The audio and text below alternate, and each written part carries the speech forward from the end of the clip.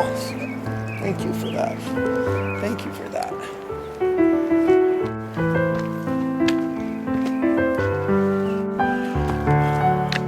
Giddy up.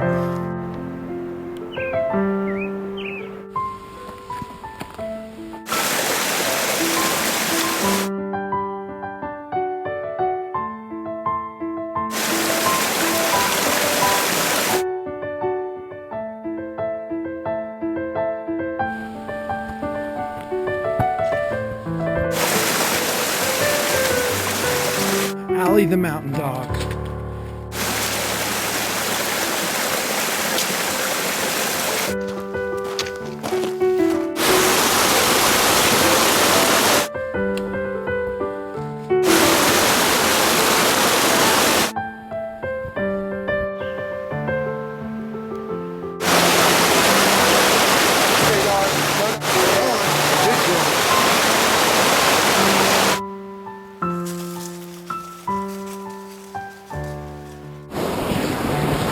Come here, dog. Come on.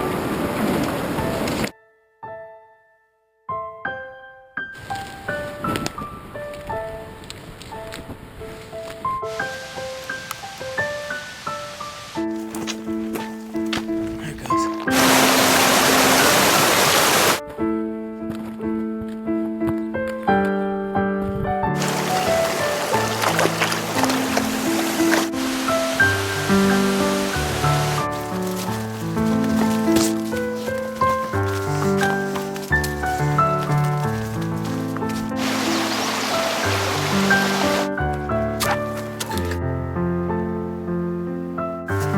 Look at this stand of quaking aspens. That's majestic.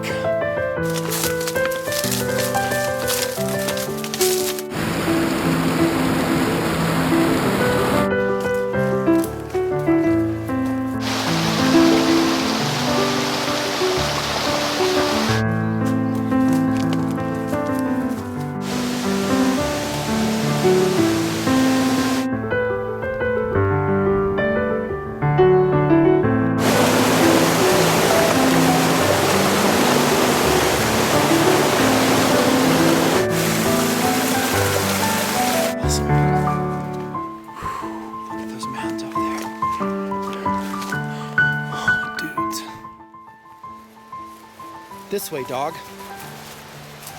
Where are you going? Over here. Come on. Allie the Mountain Dog in her natural habitat. A high mountain meadow. Look at these gorgeous plants. It's almost like a marsh here. There's so much water. We're at about 7,500 feet elevation. We've climbed about 2,300 vertical feet in a couple of hours. She's smelling those ground squirrels right there.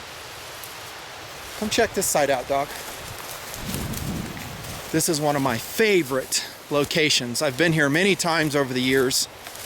I've been meaning to bring you guys here for a long time. And there is a very specific purpose that I have in mind. I'm going to tell you a story that you might like if you're a dog person, if you're an animal lover, even though they pick the worst times to urinate near your foot. And it pretty much is the reason why I got Allie the Mountain Dog and why I trained her the way I did. Let's go back to 2003. We are at the actual location where this happened. It is now June 2012. I came up here on a hike alone, as I am today, except for Allie. Usually everyone's so busy and honestly no one wants to do the work. This is a tough hike. Steep, rocky, just like you saw in the introduction. You're on a tripod, so I'm going to level it out here while we talk. So I think it was June around there of 2003. Hiked up alone with the intention of going up behind me, crossing a raging river that you can hear over here. I was going to film right next to the river where this actually happened. I didn't want to do it though because you wouldn't be able to hear me.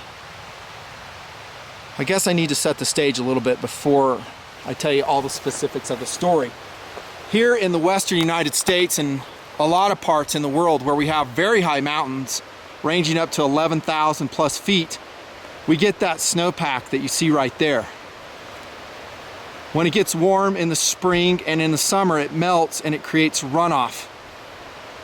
That's what you're hearing over here, and I'm going to insert video of this runoff, and perhaps Allie and I, as we made our crossing today, and if I can find it again, the actual location where this story happened.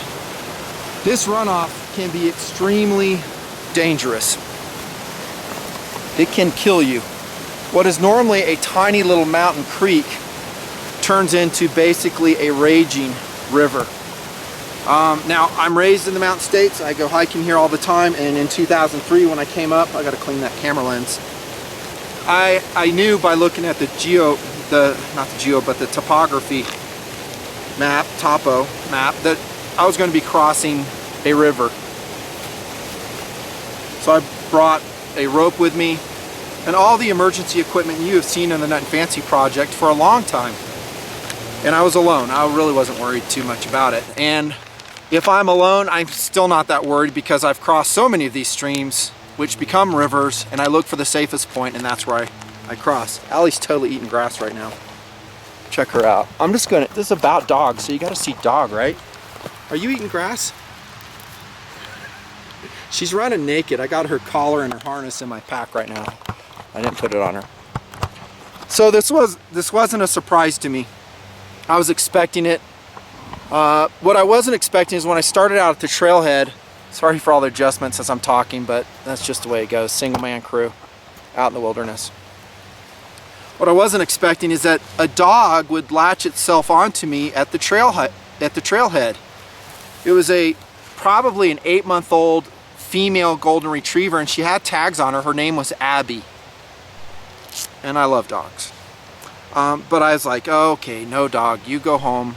And she wouldn't. I started hiking up the trail that leads here, miles below where we are now, and she would not go home. She was glued to me, stuck to my heels as we hiked on up. So I tried to get her to go away, shoo her away, because I knew, having been at this location previously too, I forgot to mention that, about the river, that, you know, it's probably not the best thing for the dog, but she would not go. She stayed with me. She hiked in with me, long story short. Okay, awesome. I actually loved it. I loved having a dog companion. So we hiked up, did the steep climb that you've been seeing in the intro, got to the river, and I had to cross the river to get done what I needed to get done that day. And part of that was scrambling over a ridge behind me. I wanted to zigzag on some very steep slopes. It's actually bushwhacking. I was doing some other stuff too, and then I was going to scramble over that ridge. Reached the river, and I'm trying to command this dog to stay, because the river back in 2003, it was a big water year, a big snow year, was raging, probably about 3 times the size you're seeing on this video. It was enormous. It was an enormous flow of water, and I was worried for the dog's safety. So I tightened her collar up, I put 550 cord, I doubled that cord over, and I told her to stay on the bank. I had some rocks where I could cross. She could too, but she's a pup. She obviously was not super trained, as in not at all. Not super smart that I could see. I'm trying to give her basic commands. I managed to cross the river, no problem. And then she's on the other side, and then I call her, and she jumps from rock to rock as I pull that rope. And I have her collar cinched way down. It worked out great. So we go do our business. We go bushwhacking behind me. I'll roll in some footage perhaps, up through the laurels. It's just gorgeous up there. Mountain springs. We saw a beautiful deer up there. It's cool. Came back down. Dusk the sun was setting. It was around dusk, and we go to cross again. And now I'm thinking, oh man, I hope she does the same thing. So I tie the rope around her collar again, and I cross the rocks. And I'm telling her the whole time, stay, don't move. And so far so good. She's anxious, she's a puppy, she thinks I'm going to leave her. She's attached to me at this point, Abby is. And I'm thinking to myself, God, I wish this dog was trained. But she's not. She doesn't know the first thing about the commands I'm giving her. I cross the rocks, again it's getting dark, and just as I reach the bank, and I'm getting ready to pull her and help her from rock to rock and give her some type of direction. I turned to look, and she'd already jumped. And not to the rock. She jumped midstream in a raging mountain river and disappeared. She's gone. So I'm thinking to myself, okay, plan B. I'm not digging what's happening, but I said, okay, I got the rope. So I pull on the rope really tight and I feel some tension. And at this point in the story, you got to know there's some logs or trees that have fallen in the river at that point. And they're always falling down up here because of winds, snowstorms, everything. They're always falling down. The whole nature of the river's changing. And she had gone on under one of these logs. I'm pulling really tight. I'm thinking, okay, I might get her. And I'm really worried that she's going to drown. And the water is ice cold. Remember, this is snowpack water. And then it got worse. Because as I was pulling, boom, all tension released and her collar came off. I'd forgotten to tighten it before we crossed again. And now that dog is somewhere underneath that log with a raging torrent of water over it, and the water is frigid. And that dog is going to die in a matter of minutes, if not seconds. So it's dark, and you guys know in my tabletop reviews, and this is the kind of foundational stuff I've rolled in my reviews forever, about being prepared, about you just never know what you're going to be dealt with. So I said, okay, I got to find this dog. I'm not hiking down and telling its owner that this dog followed me and I let it drown. And I got to be honest with you that my desire to save that dog was probably more overwhelming than it should have been, because I put my own life at risk to do it. I jumped in my pack and I pulled out a flat, I think it was an Underwater Kinetics CR123 light, and I'm thinking, rocking. I got a really good light because it was dark by then. Turn it on, Murphy's Law, batteries are dead. I have extra batteries. I dig in, get those extra lithium batteries out, I'm fumbling with them. Boom, one pops in the river. It's gone. My extra batteries are gone. Now that light is inoperable. The story is just wild. I have a backup light. Now, some of my friends always make fun of me. They're like, dude, you're prepared for everything. And good thing, because that night I totally needed it. At the time I had a Princeton Tech light. It was like a AA light, and it was my backup light, and it was working. So I fished that out, I turn it on, I start scanning the river. Any sign of Abby, that little puppy. I didn't see anything. And I was like, well, I gotta look. I'm thinking body recovery at this point. And remember, this water is just flowing down. Flowing down. For me to step in that water and effect rescue, it's not doable. I mean, I will get swept away and then probably snarled at some snag downriver and die. This is serious stuff. People in this state get killed all the time in canyons because they underestimate the power of runoff water.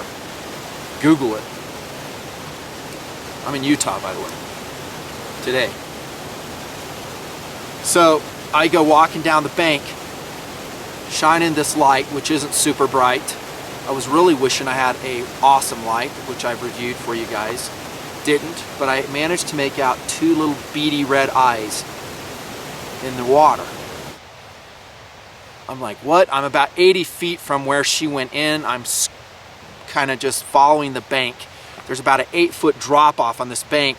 River's just raging down below it. And I cannot believe my eyes. That I look and this light is illuminating this little dog, and she is at the tip of an 80-foot tree that had fallen down, crossed the bank, down the bank and into the river, and its tip went beneath the water, and she was clinging to that as the water was just washing over her in waves. Foam, white foam, and she's just trying to breathe and hanging on. And I go, oh my gosh, I was elated that the dog is alive. But now I've got to think to myself, how in the world am I going to get this dog out of there? I always carry these. Remember, I've always talked about trekking poles, how they're easier on the knees. Trekking poles made that rescue possible that night, and I did have trekking poles. And I had something else too which made it possible, and that was adrenaline. A lot of it. I jumped down that bank, literally 8 foot, and landed in the mud. It was almost sheer vertical, a little bit of tilt to it. mud, a little bit of grass here and there, and I come down and there's really no beach, so I'm actually, my feet are in probably about a foot of water when I hit it, and then that's kind of just some slow moving water, and then if I were to go out further, then I'm in the raging current. To get to Abby, the geometry was such, I had to go out into the water to get her, to reach her. I have long arms. It's a benefit of being tall, I guess. And what I decided to do is plant my trekking pole about 3 feet from the bank, and I did. I just slammed it in there in the middle of the stream, and the water's just raging around it. And I checked it. I didn't just jump at it. I was like, can this hold my weight? Is it a reliable, you know, lever for me? And the answer was yes, it was. And I forget exactly how deep it was, but I think it was about up to here. So I was going into about my waist in the river. And I wasn't in the fastest part of the current, but it was substantial, where if I lost my footing, I'm gone. And with that pole, I can't remember if I used 1 or 2, I think it's just 1. I took one more step into the very busy part, and I was able to just reach to that tip of the tree where Abby was. And I'm hurrying at this point because I don't know how long she's going to hang on. And I grabbed that dog by the scruff of her neck as hard as I possibly can. She's got no collar. I grabbed the fat of her, and I just in one fell swoop lift her off that log, and I threw her to the bank. I kid you not. It was probably about a 10-foot throw. I mean, I just hooked that dog. She slams into the mud bank and she falls like a sack of potatoes. She can't move. She ain't going anywhere. She's about frozen. She's hypothermic, that dog is. Yes, she's a lab or a retriever in that case, but they can get cold, and she was losing core. She had lost her core temperature already. So now I got to get up that bank. I kick in some mud steps, and little by little I'm able to effect some traction on the slope, and then I grab her as I got 2 steps in, and I again just throw her on top of the bank. My heart was pumping. I would not kid you, and it was a scary, scary moment. Probably the scariest moment I've ever had in the mountains was that day, because I could have very easily been killed. Lost footing. Now what do? I don't know. I just made the call on that decision, and I just did what I felt like I had to do. So now the dog's on top of the bank. I make my way up on the bank. It's pitch black dark, and luckily it's not winter. If it had been winter, then I'm in a world of hurt, and we're back to Jack London's to build a fire. And I don't know if I could have built a fire then. I would try, especially if it's snowing and raining and all the fire preparation you've seen here in TMP that you have to do to find that dry wood. Luckily though, it was springtime and I was able to find some wood. Excuse me, brought out a trioxane pack, fired that sucker up. Next thing I know, I had a fire. And Abby wasn't, I mean, she was moving, she was breathing, she wasn't dead, but she's just like a block of ice. And frankly, so was I from the waist down. So took off the trekking pants, my gaiters, my boots, and we sat by the fire for half an hour just warming up. I had some chocolate with me and some other snacks. I gave her like a granola bar. Heated up some hot chocolate, got my core temperature back, and little by little she came alive. And she was a different dog when she came back. She was not the happy-go-lucky puppy that was, I don't know, stupid. She had learned a hard lesson that day, and we hiked it down. And she was about 2 inches from my heels. And on the way up, she was like bolting up, you know, leading out about 60 feet in front of me. That's the day I did Abby's rescue. And she's still alive today. In fact, this canyon where I'm at, her owners live at the mouth of the canyon, and I've kept in touch with them throughout the years. About every 2 years, I'll drop by and see Abby. Aren't they? I'll roll in some footage. She's kind of gray now. About same size, She and Allie get along really well, of course. Allie thinks she's dominant over every other dog. Surprise, surprise. She's a sweet girl though. That little golden retriever, Abby. And it was that experience that prompted me to get my own dog, who's laying right here. I my wife and I, Mrs. Nutnfancy, and the boys for that matter, we didn't want to get a dog because for years, I've always been a dog lover, but I didn't want to emotionally invest in a dog because when they die, it takes a piece of your heart away from you, and it's very sad. And honestly, I just didn't want to go through that, and that's why I waited. That's why in 2003, when I did that hike, I didn't have a dog because I didn't want to emotionally invest. I didn't want to look forward to losing her or him. But after hiking with Abby, and it reminded me on how awesome it is to have a mountain dog with you. But there was a commitment I made to myself that night. Is if I'm going to get a dog, that darn dog is going to be trained. Mountain trained. A mountain dog like Allie, who's trained. She has key commands that keep her safe up in these mountains. She knows how to boulder hop. She knows how to cross streams, rivers, swim, jump, duck. She has good endurance. She's tough. She can withstand snow, frost, ice, mud, rain, all the stuff you've seen her do here in the Nutnfancy project for the last 4 years and beyond, because Allie's coming up on 9 years old. And thanks to you guys and all your love and affection for her, she's doing quite well. She's post-surgery, in fact. She's had 2 ACL surgeries on the back right and on the back left. And girlfriend is still going strong, if this hike is any indication. So she is a mountain dog, purebred. I've always called her that, and I think some people wondered why. Now you know the story. That she's not just a house dog, she's a mountain dog. This is what she's trained for. And I spent a lot of time training her. Jump training her, water training her, retrieving, basic commands, making sure I maintain alpha over her, because that's very important. That's the foundation of training, because then she's always wanting to please alpha. Don't let your dog run the show. You will not be able to train them to this level. And I take good care of her too.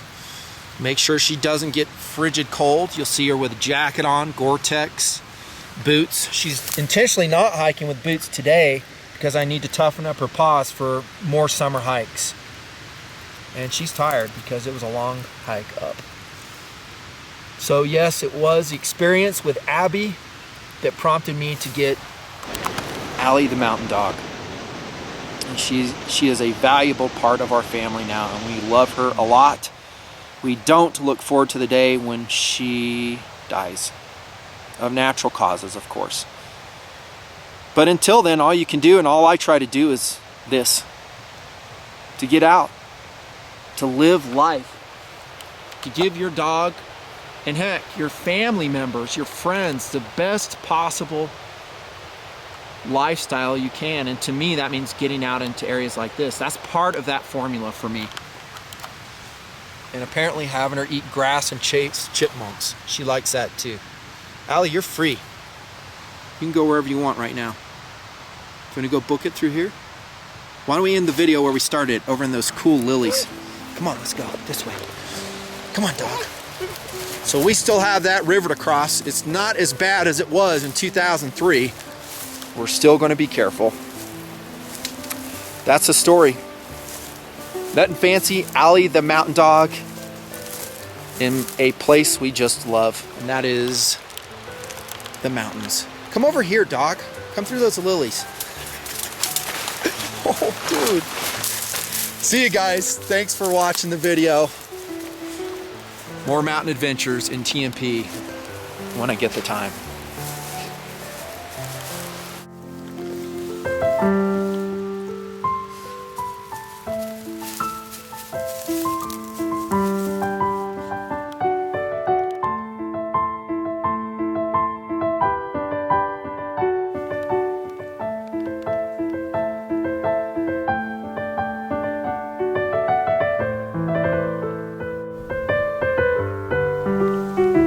Allie, what do you think of the view?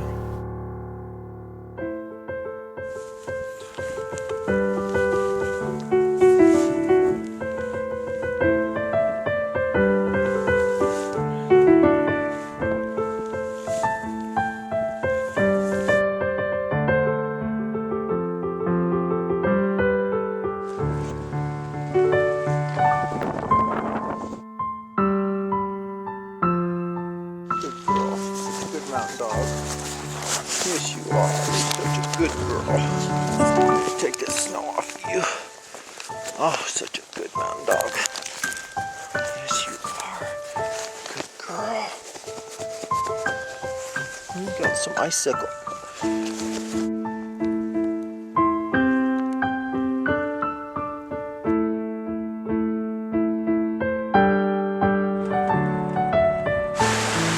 Hello, girlfriend.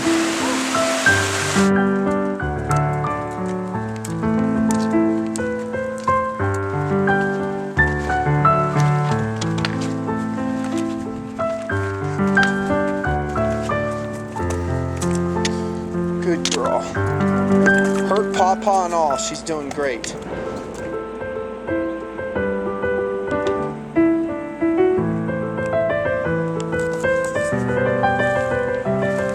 She loves being out in the mountains with Dad. Good girl.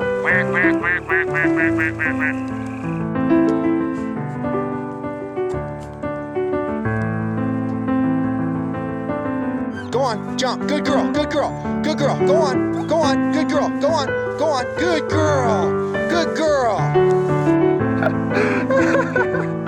Good girl, giddy up. Go on. She's a hungry girl. She's a hungry girl. How's that back end doing, huh?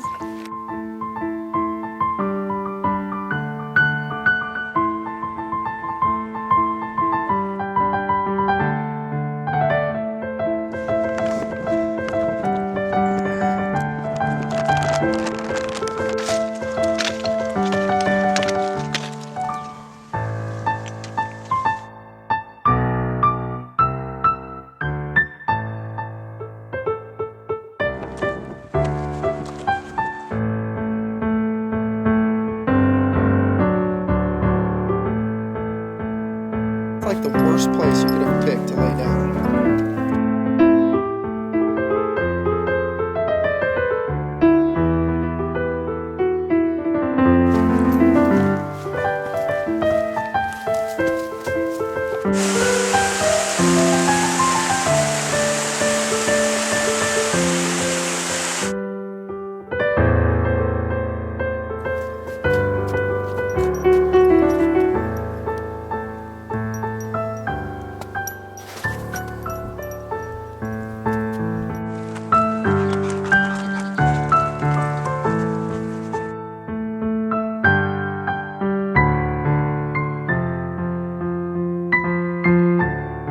Good girl.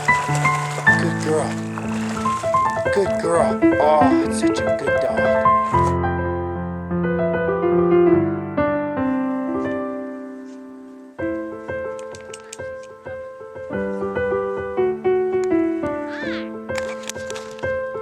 What are you doing over there, dog?